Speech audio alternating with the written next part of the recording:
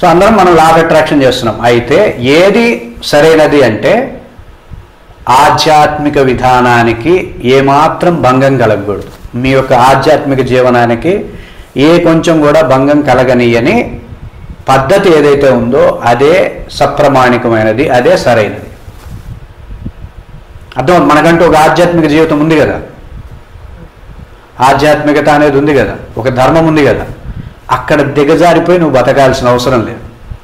ఇప్పుడు ఎలా ఉందో చెప్పమంటారు? ఇప్పుడు ట్రెండ్ ఎలా ఉంది చెప్పండి? ఇప్పుడు కాలం ఎలా ఉంది? నువ్వు దిగజారితే తప్ప బతకలేవు.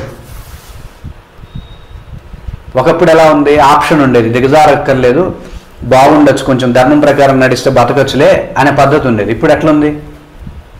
నువ్వు బతకాలంటే దిగజారాలి.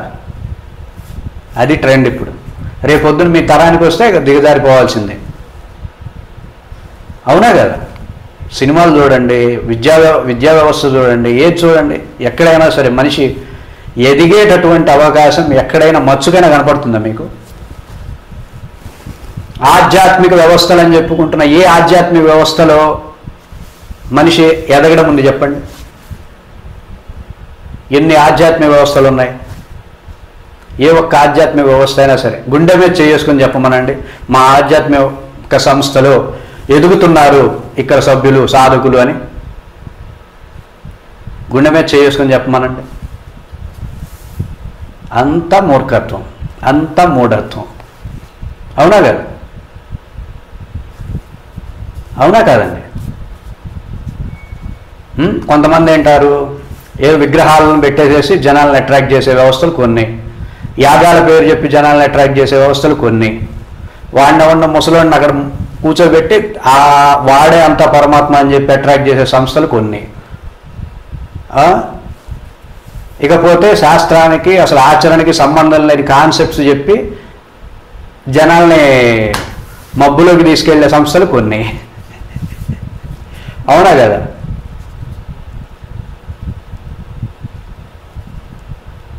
కొన్ని ఏంటి అంటే కొత్త కొత్త కాన్సెప్ట్స్ని డెవలప్ చేసేసి ఇదే ఆధ్యాత్మికం అని చెప్పే సంస్థలు కొన్ని.